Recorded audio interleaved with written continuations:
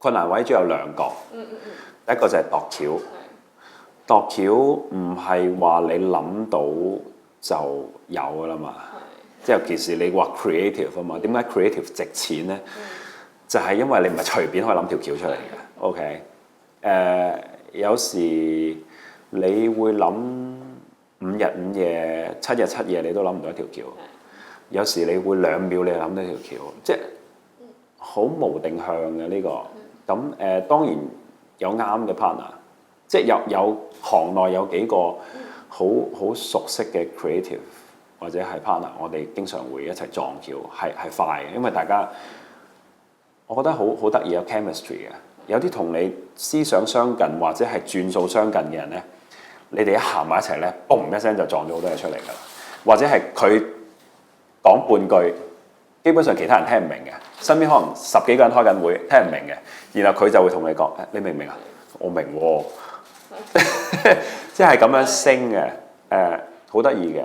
咁呢個係其一難，包括自己諗 creative，揾啱嘅 partner 去撞橋。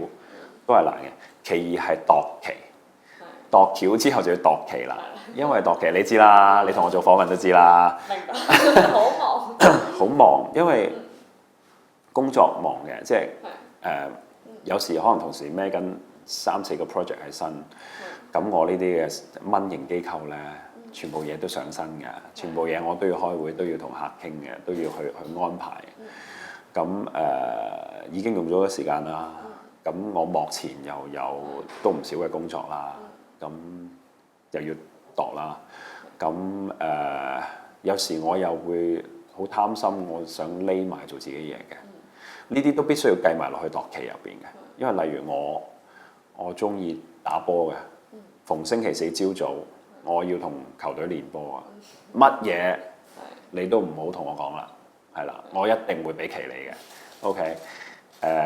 又例如係我要做 gym 嘅 ，OK 呢一日我呢段時間我 mark 咗做 gym 嘅，你唔好搞我啦嚇。近期我喺度研習緊書法嘅，係啦，咁我寫書法嘅時間我都 block 咗啦，唔好意思。咁但係另外咧，仲有屋企啊，2個小朋友啊，咁變咗可能夜晚早啲翻屋企，朝早晏啲出門口。仲有太太咧，即係。家庭唔單止係一個 component 啊嘛，有幾個 component。